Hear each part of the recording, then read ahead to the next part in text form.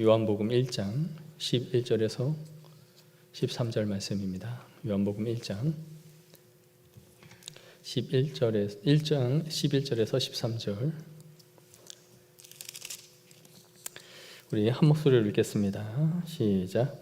자기 땅에 오매 자기 백성이 영접하지 아니하였으나 영접하는 자 곧 그 이름을 믿는 자들에게는 하나님의 자녀가 되는 권세를 주셨으니 이는 혈통으로나 육정으로나 사람의 뜻으로 나지 아니하고 오직 하나님께로부터 난 자이니라. 아멘. 요한은 이 복음서를 쓴 이유와 목적이 있습니다. 우리 요한복음 20장 30에서 31절을 보시면 우리 다 같이 한번 읽어볼까요? 시작. 예수께서 제자들 앞에서 이 책에 기록되지 아니한 다른 표적도 많이 행하셨으나 오직 이것을 기록함은 너희로 예수께서 하나님의 아들 그리스도이심을 믿게 하려 함이요 또 너희로 믿고 그 이름을 힘입어 생명에 얻게 하려 함이니라. 아멘. 마지막 부분에 가서 하나님을 알지 못하는 자들이 이 복음서를 읽음으로써 하나님의 아들이 되고 그들이 영생에 이르기를 원한다라는 것이 이 복음서를 쓴 자신의 목적임을 말해주고 있습니다. 저는 개인적으로 이 요한복음을 참 사랑하는 책 가운데 하나인데 제자들이나 또 이 시대에 이 제자들도 이 말씀을 이해하는 것이 어려웠다라고 제가 지난번에 말씀을 드렸습니다. 그렇지만 이 한 구절 한 구절을 우리가 천천히 읽다 보면 예수님이 이 땅에 오신 목적이 무엇이었는지 또 그분이 하나님의 아들로서 우리에게 구원을 주고자 하시는 그분의 간절한 마음이 어떠했는지를 이 요한복음에는 너무나 깊이 담겨져 있습니다. 그래서 저는 누구라도 성경을 읽으려고 하는데 어디서부터 성경을 읽어야 되는지 모르겠다라고 하는 사람들 아니면 초신자들에게 성경을 읽으라고 권할 때에 읽으라고 항상 먼저 읽도록 하는 성경이 바로 이 요한복음입니다. 성경을 읽는 것과 연구하는 것은 분명한 차이가 있지만 우리 모두가 이 음량을 좀 조절해 주세요. 계속 울려요. 성경을 읽는 것과 연구하는 것이 분명한 차이가 있지만 우리가 이 요한복음을 음미하면서 읽는다면 구원받지 못한 성도들은 예수님이 하나님의 아들 되심을 알게 될 것이며 이로 인하여 우리는 영생에 이르게 될 것입니다. 마음을 열고 누구라도 이 요한복음을 천천히 음미하며 읽는다면 이 안에서 분명히 그리스도의 영광을 보게 될 것이고 진리에 이르게 될 것이다 라는 확신을 갖게 됩니다. 우리는 지난주에 예수님이 빛으로 이 땅에 오셨고 사람들이 이 빛으로 오신 예수님을 거절했다라고 살펴봤죠. 어둠을 밝히는 빛이셨지만 사람들은 이 빛 가운데 나오는 것을 싫어했습니다.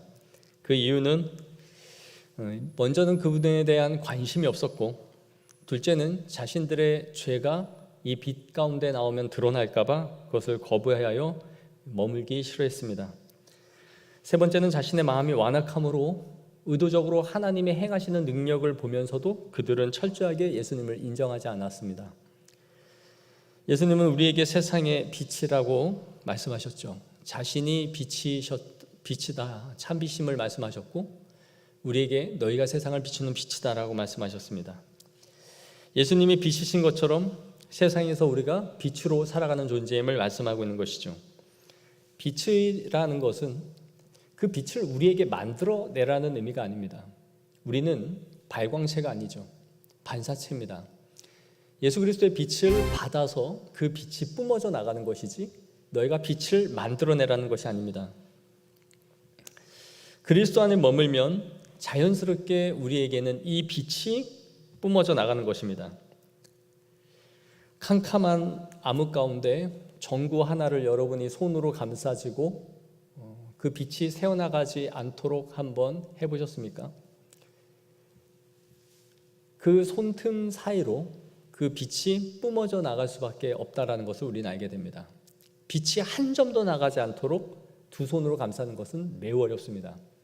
어떤 틈으로든지 그 빛이 뿜어져 나가게 되는 것이죠. 그처럼 빛은 자연스럽게 퍼져 나가는 것입니다. 그러니 우리가 세상의 빛으로 산다면 산 위에 있는 동네가 숨겨지지 못할 것이다 라고 하신 이유가 그것입니다. 너희가 세상의 빛이니 그 빛이 산 위의 동네가 숨겨지지 못할 것이다. 아무리 너희가 감추고 아닌 것처럼 그렇게 살아가도 세상은 우리가 빛이라는 것을 드러낼 수밖에 없다라는 것이죠. 존재가 빛이다라는 겁니다. 명명백백히 우리가 세상에서 우리의 다름이 드러날 수밖에 없는 존재가 그리스도인이다라는 의미입니다. 그런데 오늘날 세상의 많은 사람들이 그리스도인들을 통해서 빛을 보지 못합니다. 왜 그럴까요? 왜 수많은 사람들이 교회 밖에 그저 머물며 살아가고 있는 것일까요? 여러 이유가 있겠지만 첫째, 그리스도인들 자체가 우리가 가진 진리가 훌륭한 진리라는 것을 보여주지 못하고 살아가기 때문입니다. 우리 스스로가 이 진리에 대한 자신감이 없습니다. 세상의 논리와 가르침보다 성경적인 이 진리가 완전한 진리라는 확신을 갖지 못하는 것입니다. 그래서 이 말씀은 항상 교회 안에서만 머물고 교회 안에서만 통용되는 진리인 것이죠. 진리가 사회의 질서와 경제와 우리 자녀들의 학업과 직장 생활과 모든 삶을 살아가게 하는 데 있어서의 강력한 힘이 된다는 것을 우리가 입증하지 못하는 것입니다. 보여주지 못하고 있다는 것이죠. 우리는 세상에서 위축되어 살아갑니다. 이 말씀대로 살면 세상에서는 반드시 실패한다라는 이 패배주의가 우리 안에 찌들어져 있는 것이죠. 말씀은 교회 안에서에 갇혀 있는 것이지 세상에서 빛으로 증거되지 않는 것입니다. 그것이 이 세상 사람들이 아직도 우리를 보면서도 빛이라고 보지 못하는 이유입니다. 두 번째, 그래서 우리는 세상에 살아가는 사람들과 동일하게 삶의 문제에 허우적거리고 있다는 것이죠. 우리는 세상의 이 세속의 영향력 아래에서 힘을 잃고 살아갑니다. 하늘나라를 소망하며 살아가는 사람들이라는 것을 세상에 증거하지 못하고 있는 것이죠. 그들이 절망하고 그들이 넘어지고 그들이 쓰러지고 그들이 고통하는 그 자리에서 우리도 똑같이 허우적거리면서 살아가고 있는 것입니다. 우리가 갖고 있는 이 신앙의 위대함이 이 세상 사람들이 보기에 드러나지 않는 것이죠. 너희나 우리나 별반 다를 바가 없다라고 생각하는 것이죠. 우리도 그들과 동일하게 돈에 전전긍긍하며 우리에게 다가올 미래를 두려워하며 걱정하는 사람들로 비추어질 뿐입니다. 그래서 우리는 세상의 빛으로서 이 세상 그 누구에게도 영향력이 없는 인생을 살아가는 것이죠. 초대교회의 성도들과는 판이하게 다른 삶을 살아가는 이유가 바로 거기에 있습니다. 그리스도인의 자신감이라는 것은 어디에서 나오는 것일까요? 거짓된 자신감과 기쁨을 가지고 우리가 만들어내라는 것이 아닙니다. 우리는 그리스도인이니 항상 기쁘게 살아야 돼. 우리는 그리스도인이니 뭐든지 자신감이 있어야 돼. 그런 식으로 자기를 강화시키면서 체면을 걸고 그렇게 살아가라는 의미가 아닙니다. 그런 게 없으면서도 마치 모든 것을 다 가진 사람들인 양 그렇게 자신을 꾸미면서 살아가는 것이 그리스도인이라는 것이 아닙니다. 감출 수 없는 빛으로 말미암아 드러나는 것이 그리스도인인 것입니다.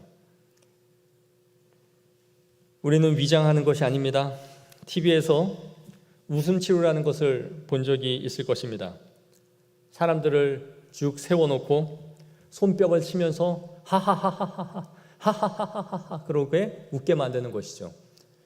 그럼 사람들이 무슨 실성한 사람들처럼 같이 하하하하 하하하 그러면서 깔깔대고 웃는 것이죠. 웃겨서 웃는 것이 아니라 웃으면 사람의 몸에 엔돌핀이 나오고 사람이 즐겁다라고 착각함으로써 몸이 우리가 반응하게 되고 치료된다라는 것입니다. 제가 전도사로 사역하던 교회에서 신방 여전도사님이 주일 식사가 끝나면 어느 방에 교회 권사님들을 다 모아놓고 항상 이 웃음 치료라는 것을 했습니다. 하하하하하. 그 예배를 잘 드리고 나서 권사님들은 손바닥을 치며 박장대소를 하며 깔깔거리고 계속 웃었습니다. 교회 사무실로 옆칸에서 들려오는 그 소리를 들으면서 저는 교회에서 줄 수 있는 기쁨이라는 것이 이런 것밖에 없는가 하는 이 탄식과 안타까움을 저버릴 수 없었습니다. 교회에서 웃음 치료라는 명목으로 저런 짓을 하고 기쁨으로 웃음으로 치료하겠다라고 하는 것이 과연 교회가 할 일인가? 우리는 나에게 없는 기쁨을 이런 식으로 인위적으로 만들고 조작해내라는 의미가 아닙니다. 그리스도인의 자신감과 신앙의 확신이라는 것은 부인할 수 없는 자명한 진리로 인해서 생기는 것입니다. 복음이 주는 자명한 진리 안에 우리가 붙들려 있을 때에 우리는 낙심하거나 세상에 이리 기웃 저리 기웃하지 않습니다. 내가 가진 복음의 진리가 삶을 지탱하는 유일한 힘이자 능력이라는 것을 아는 사람들은 세상과 이것을 타협하거나 저울질하면서 어느 때에 복음이라는 말씀의 카드를 쓸 것이고 어느 때는 세상의 방식대로 살아갈 것인가 하는 것을 저울질하지 않는다는 겁니다. 왜냐하면 말씀이 항상 이긴다라는 것을 알기 때문인 것이죠.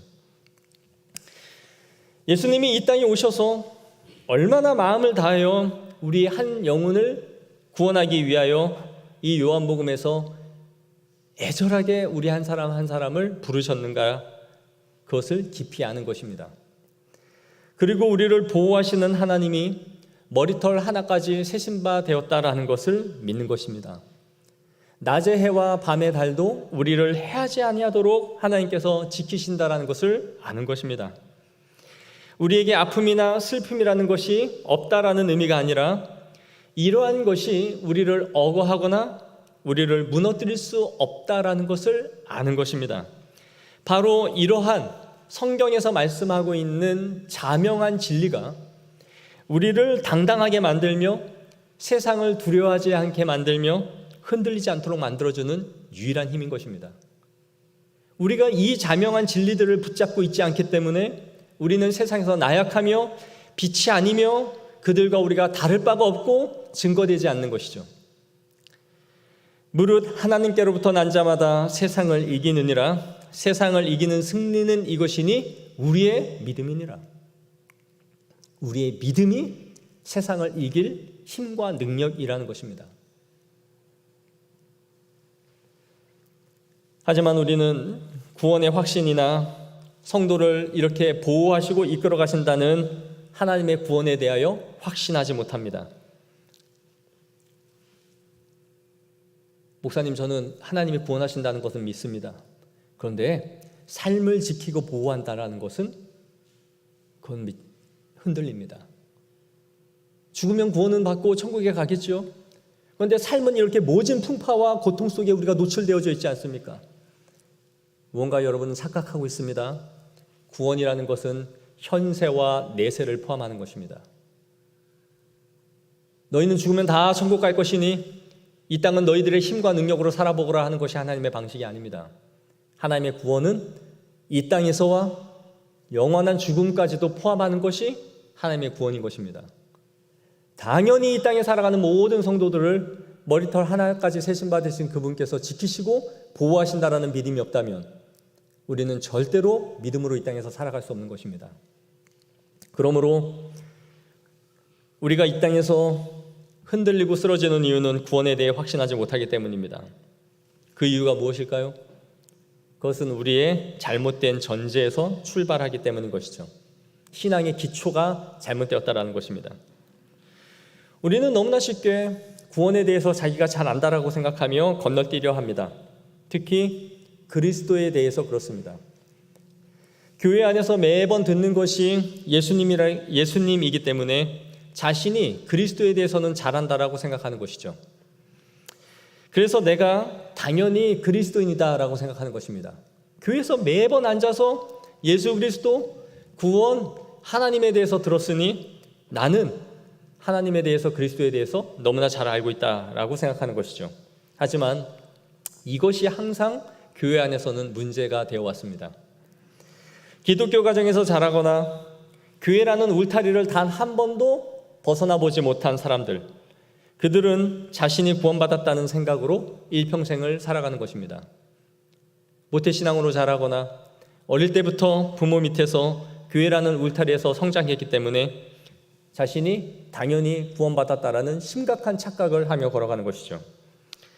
그리스도가 왜 오셨는지, 그분의 대속이라는 의미가 무엇인지, 그분의 죽으심이 나와 무슨 관계가 있는 것인지, 구원받았다는 것이 내 삶에 어떠한 변화와 삶의 영향력을 끼치고 있는 것인지에 대해서 말할 수도 없고 신앙의 고백이 없고 알지 못하는데도 자신이 구원받았다라는 심각한 착각을 갖고 신앙생활을 하는 것입니다. 물어보면 답이 없습니다.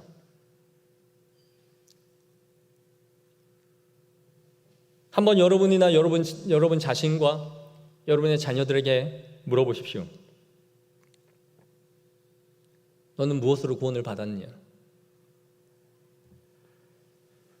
우리는 그런 의미에서 우리의 믿음을 항상 점검해 볼 필요가 있는 것입니다. 고린도후서 13장 5절에 너희는 믿음 안에 있는가? 너희 자신을 시험하고 너희 자신을 확증하라. 예수 그리스도께서 너희 안에 계신 줄을 너희가 스스로 알지 못하느냐? 그렇지 아니하면 너희는 버림받은 자니라. 너희가 너희 안에 계신 그리스도를 스스로 확증하지 못한다면 너희는 버리운 자니라. 하나님의 자녀가 아니다 라는 것이죠. 교리대학을 진행하면서 교회에 다니면서도 구원을 받지 못할 수도 있다라는 말을 하였는데, 집사님 한 분이 아주 당황해하면서 교회를 다니면서도 구원을 받지 못할 수가 있느냐라고 물었습니다. 다 구원받으려고 교회를 다니고 있는 것인데, 만약에 교회를 다녀도 구원을 받지 못한다면 누가 교회를 다니려고 하겠느냐라는 것이었습니다.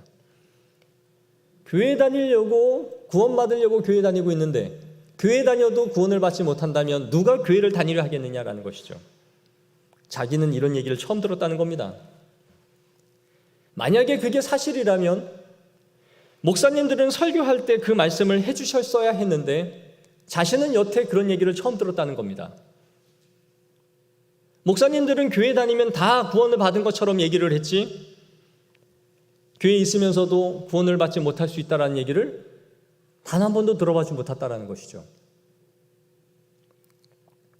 이것이 오늘날 교회의 현실입니다. 성도들은 자신이 교회에 있다라는 이유만으로 구원을 받았다라고 크게 착각을 하고 있고, 목회자는 이곳에 들어와 있는 모든 성도는 구원받았다는 전제하에 복받는 설교만 떠들어대고 있는 것입니다. 하지만 유감스럽게도 교회 안에 평생을 머물러 있으면서도 구원에 이르지 못할 수 있다는 것은 성경이 우리에게 가르쳐주고 있는 자명한 진리입니다. 요한복음 3장에 보시면 니고데모는 유대인의 선생이었지만 예수님께서 성령으로 거듭난다라는 의미를 알지 못했습니다. 예수님은 그를 책망했습니다. 네가 유대인의 선생으로서, 남을 가르치는 랍비로서 어떻게 성령으로 태어난다라는 말을 이해하지 못하느냐. 그러나 더 심각한 문제는 당시의 종교 지도자들이고 문안을 받는 바리새인들은 전혀 천국에 들어가지 못했다라는 것이죠. 마태복음 7장 21절에 나더러 주여 주여 하는 자마다 다 천국에 들어갈 것이 아니요 다만 하늘에 계신 내 아버지의 뜻대로 행하는 자라야 들어가리라. 입술로는 누구라도 예수를 믿는다고 말하지만 그렇지 않을 수 있다라는 것을 성경은 처음부터 끝까지 일관되게 우리에게 말씀해주고 있다라는 것입니다. 그러므로 우리는 우리 자신의 믿음을 스스로 자주 점검해 봐야 합니다. 안타깝게도 목회자가 월권이기에, 하나님만이 아시는 것이기에 당신은 구원받지 않은 것 같습니다 라는 말은 하지 않지만 벼랑 끝에 서 있는 것 같은 성도들을 볼 때가 너무나 많습니다. 과연 구원을 받은 것일까?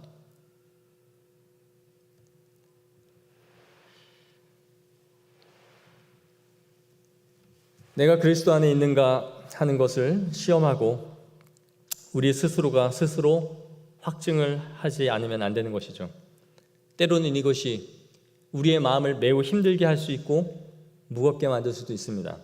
하지만 이러한 질문이 우리의 영혼을 살아나게 한다는 것을 우리는 알아야 됩니다.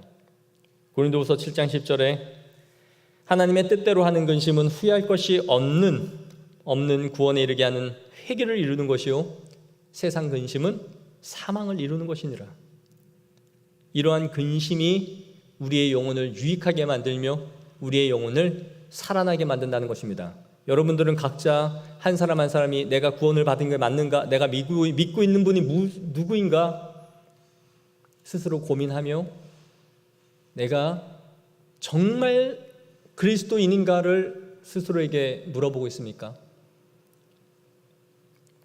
그리고 그것이 아닌다라는 생각이 들 때마다 심히 근심하며 하나님 앞에 회개하고 구원을 갈망하십니까? 오늘날의 비극은 세상의 근심, 먹고 사는 것, 돈 버는 일에는 그렇게 몰두하며 살아가면서도 하나님의 뜻대로 하는 근심이 사라진 시대를 살아가고 있다는 것이죠.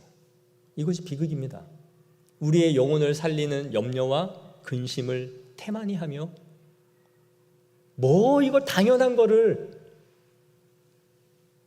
질문해야 되는가?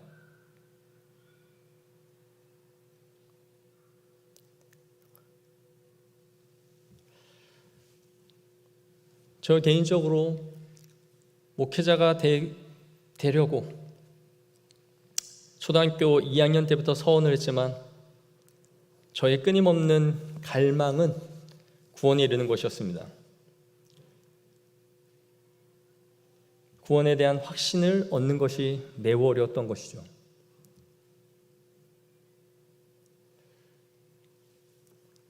모두 다 그렇게 신앙생활이 아니라는 것을 알았습니다.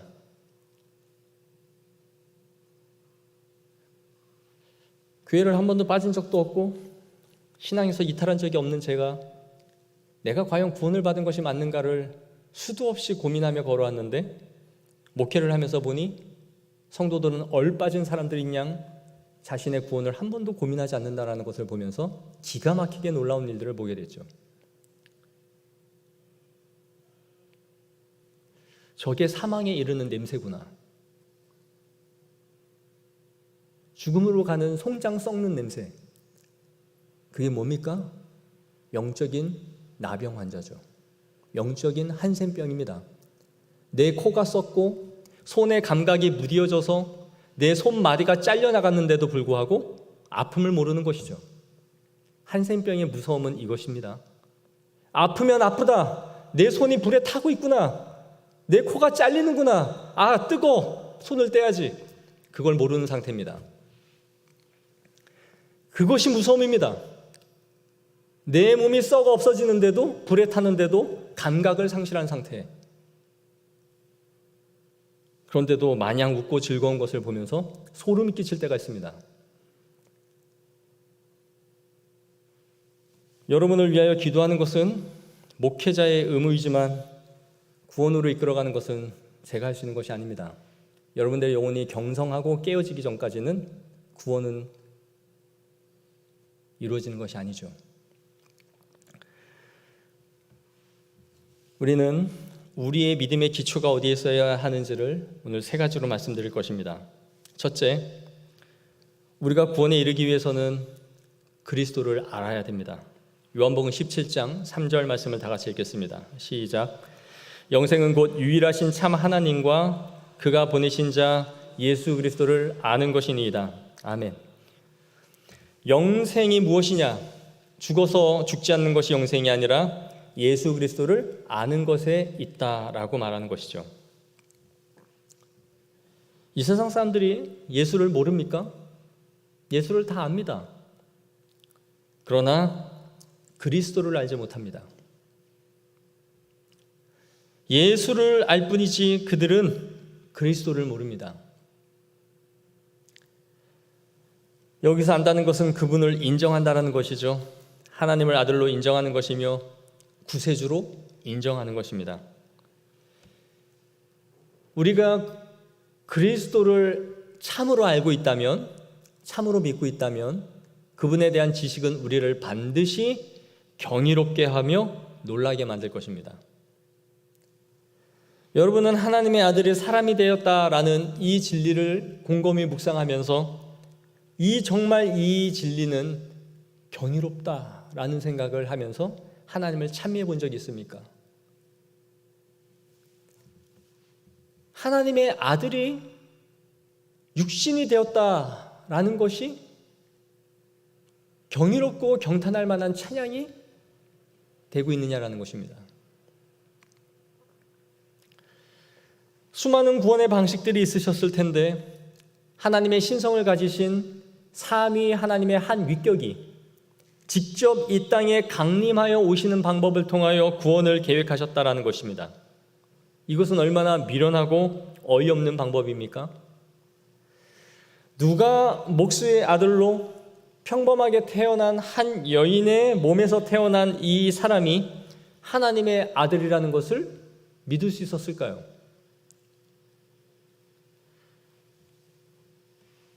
왜 하나님은 모든 사람이 믿을 만한 비범하고 신비로운 방식으로 천둥과 우레 가운데 그분이 강림하도록 하지 않으셨을까요? 이것은 하나님의 놀라운 지혜인 것입니다. 유대인에게는 거리끼는 것이요 헬라인에게는 미련한 이 방법으로 예수님이 오셨다라는 것이죠. 아무도 믿지 않을 만한 방법, 미련하고 수치스러운 방식. 그러나 이것이 하나님의 지혜인 이유는 그 뜻대로 부름을 받은 자들은 모두 하나님의 자녀가 되는 권세를 주시는 분이 하나님이시기 때문입니다. 사람들이 믿을 만한 방식과 논리가 있어야 하나님을 믿게 되는 것이 아니라 하나님의 뜻하신 자들은 이 진리를 붙잡고 하나님 앞에 돌아오게 되리라는 것을 하나님은 알고 계시기 때문인 것이죠. 우리의 이성과 논리의 방식에 믿을 만한 복음을 만들어서 우리한테 자 이만하면 믿을만 하지? 하나님의 아들이지? 이 정도면 대단하지 않니? 그렇게 오시지 않았다라는 거예요. 누구라도 거부하고 누구라도 어이없어 하는 방식. 그러나 이것은 하나님의 지혜라는 겁니다. 왜요? 하나님께서 그들에게 하나님을 아는 지식을 주어서 그리스도를 믿게 하는 것은 하나님이시기 때문인 것이죠. 그러니 세상 사람들이 믿을 만한 지혜와 논리로 우리를 설득하거나 그러한 방식으로 만들어 놓을 필요가 없는 것이죠. 하나님의 백성들은 아무리 설명해도 누군가에게는 믿지 않을 만한 이 진리이지만 여기에 대해서 깊은 관심을 갖게 되며 그리스도에 대해 알고 싶어하고 그분을 인정하게 되는 것입니다. 그리하여 그분을 경이롭게 쳐다보며 아름다우신 하나님의 위대함을 높이게 되는 것이죠. 이것이 구원 얻은 성도들의 마음입니다. 그래서 하나님의 백성들은 겨우 주일날 들렁들렁 예배에 오는 것으로 자신의 삶을 만족하지 않습니다. 나는 오늘 예배 드렸어.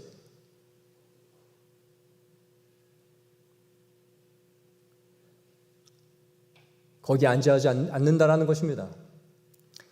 하나님의 말씀을 배우고 알아가기에 끊임없이 힘쓰는 것입니다. 왜냐? 예수 그리스도를 아는 그것이 영생이기 때문입니다. 우리가 예수 그리스도를 온전히 아는 지식이 있을 때에 바로 우리에게 구원이 임하는 것입니다. 단순히 나에게 위로를 주는 분, 나를 옆에서 도와주시는 분, 나의 친구, 나의 위로자. 분명히 단언컨대 이런 지식은 구원에 이르는 지식이 아닙니다. 저는 우리 주님이 날마다 힘을 주신다라고 믿어요. 제가 어려울 때마다 제 손을 잡아 일으키시는 하나님을 믿어요. 그건 구원에 이르는 진리가 아닙니다. 그건 그리스도에 대한 지식이 아닙니다. 그것은 구원을 받은 자에게 주시는 하나님의 평안입니다. 구원받은 자로서의 결과이지 위로의 하나님을 아는 것이 구원에 이르는 그리스도에 대한 지식이 아니라는 것입니다. 얼마나 많은 사람들이 착각하며 교회를 살아갑니까? 얼마나 많은 사람들이 착각하면서 교회 옵니까? 오늘도 말씀으로 위로 한번 받아볼까?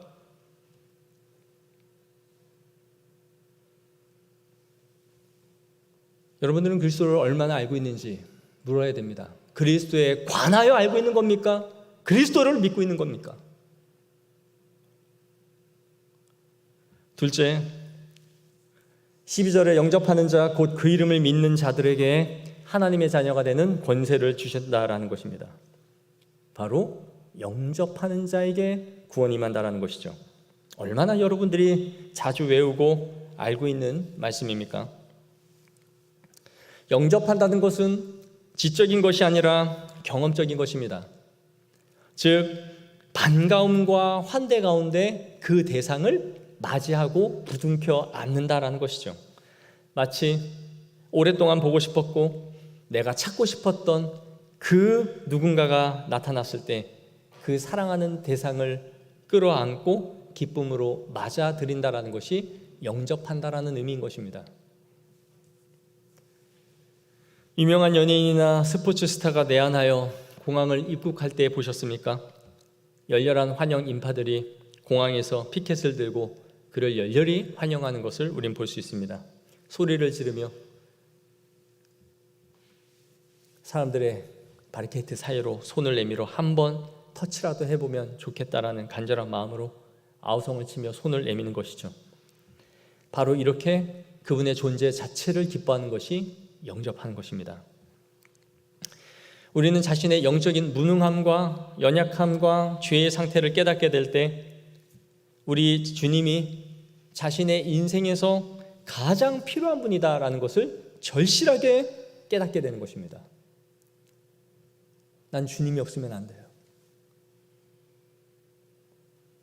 주님이 나에게 멀어지는 것은 곧 나에게 사망 선고와 같기에 그 주님을 붙잡기 위하여 열렬히 손을 뻗는 것이 구원에 이르는 믿음인 것입니다. 주님을 만나기 전까지 자신은 꽤 괜찮은 사람이며 한두 번 주일 예배를 빠지기는 해도 그래도 나는 주일 성수를 온전하게 하려 하고 있고 하나님 앞에 정해진 예물을 절기마다 드리고 있다라고 스스로를 자부했지만 그리스도를 만났을 때에 우리는 주여 나를 떠나소서 나는 죄인이로소이다. 그 고백이 심령 깊은 곳에서 우러나오는 것이죠. 나의 모든 의는 사라지고 나에게 오직 그리스도만이 남는 경험을 하게 되는 것입니다. 근채와 박하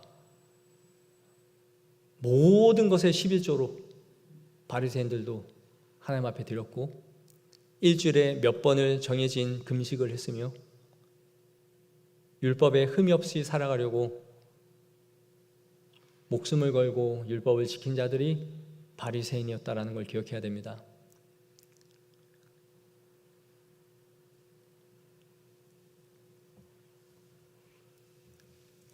프란체스코 교황이 죽었을 때 언론에서는 선종이라는 말을 썼습니다.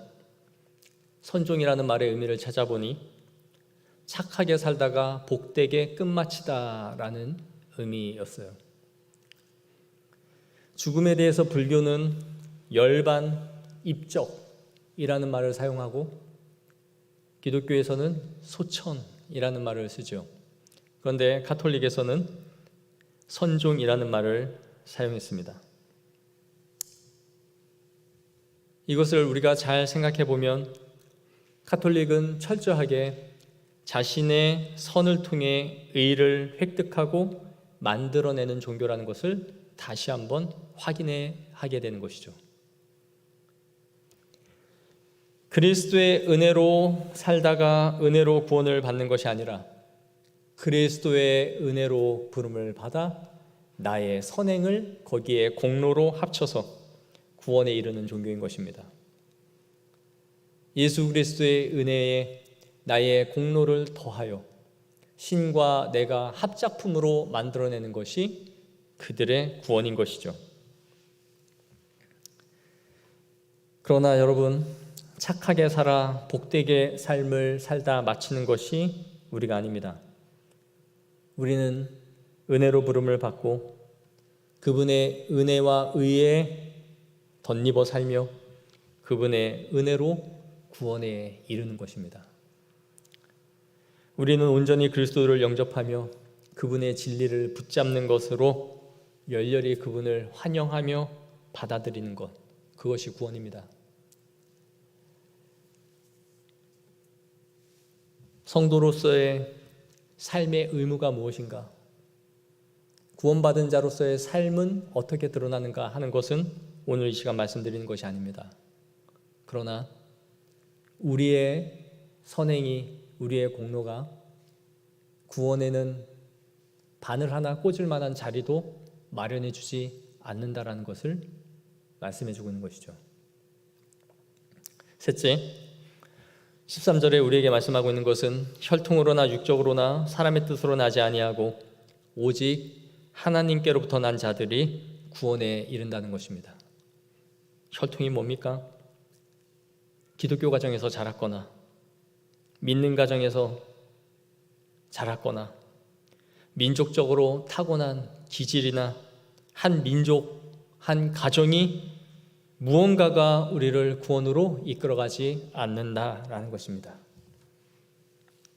육적으로 라는 의미는 뭡니까? 자신의 지성과 배움이 탁월한 어떤 무언가가 구원으로 이끌어가지 않는다라는 것이죠.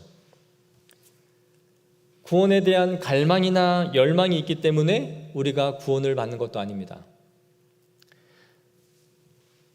누구보다 구원에 대해서 소망하고 나는 구원을 받고 싶다라는 갈망이 있지만 그들이 모두 다 그리스도를 믿어 구원에 이르지 않는다라는 것은 너무나 놀라운 사실입니다. 누군가는 관심이 없어서 지옥을 향해 가지만 누군가는 구원에 대해서 갈망을 하지만 영생에 이를 수 없다라는 것은 놀라운 일이죠. 육적으로 되는 것이 아닌 것입니다. 사람의 뜻으로 되지 않는다는 것은 인간의 계획이나 인간의 결단이나 내가 노력함으로 이루어 보겠다는 것도 구원을 이룰 수 없다는 것입니다.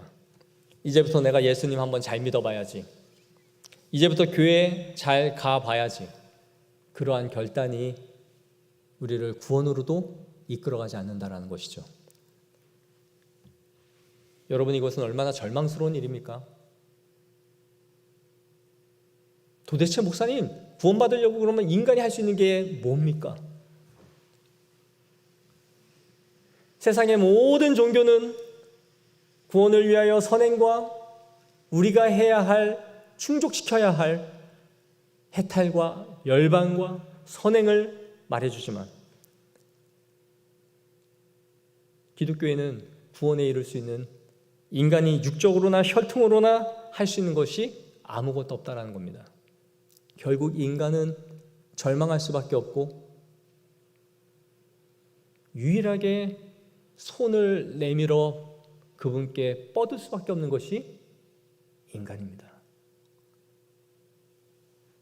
모든 조건으로도 구원에 이르는 것은 불가능하지만 하나님께로부터 난 자들만이 구원에 이른다라는 것이죠. 하나님께로부터 난 자들만이. 하나님의 예정을 통하여 너희의 이름을 생명책에 미리 써놓았고 아버지께서 그의 아들에게 그 영혼을 맡기시고 성령께서 그들의 심령을 조명하사 하나님의 주권대로 그들을 부르고자 하시는 자들만이 이 진리를, 그리스도를 믿으며 그분을 영접하여 손을 내밀고 그분을 껴안고 그분을 믿는다라는 것이죠. 할렐루야.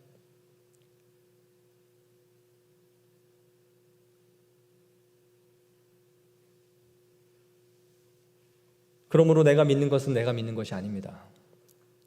내가 믿는 것은 주님께서 나를 구원에 이르게 하시고자 우리에게 구원에 이르는 믿음을 주셨기 때문인 줄 믿습니다.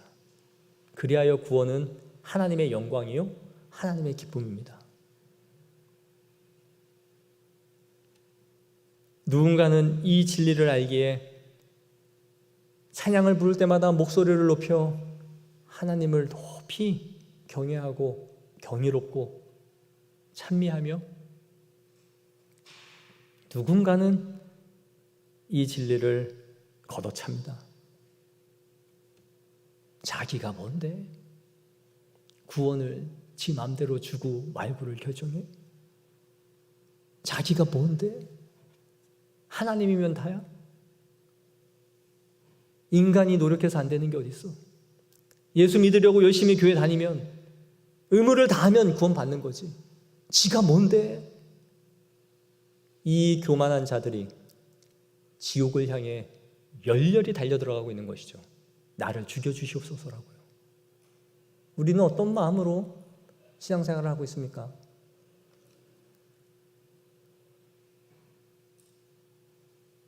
우리는 이런 설교를 들으면서 목사님, 그런 것은 제가 이미 다 아는 것입니다 라고 말하고 있지는 않습니까? 그러나 아는 것인지 여러분들이 믿는 것인지 스스로 점검해 보시기 바랍니다. 부자 청년은 영생을 얻기를 누구보다 갈망하며 예수님께 찾아와 영생을 얻을 수 있는지를 물었습니다. 예수님은 이 부자 청년에게 간음하지 말고 거짓 증거하지 말고 살인하지 말고 십계명에 있는 말씀을 주시면서 그렇게 살라고 말씀하셨습니다. 그러자 이 청년은 주님, 그것은 제가 어릴 때부터 다 행하던 것입니다 라고 말을 하죠. 그러자 그래, 잘했다. 너의 재산을 다 팔아 가난한 자들에게 주고 나를 따르라 하였을 때 그는 하지 못했습니다. 근심하며 돌아갔습니다. 그는 모든 것을 다 하고 있다라고 생각했지만 다 하지 못하고 있었던 것이죠. 하나님은 그의 신앙의 본질을 꿰뚫었던 것입니다. 하나님을 사랑하고 내 이웃을 내 몸과 같이 사랑하는 것이 율법과 선지자의 강령인데 그들은 전혀 하나님을 사랑하고 이웃을 사랑하지 못하는 것이었죠. 그것이 그의 구원에 이르지 못하는 결정적인 증거가 된 것입니다.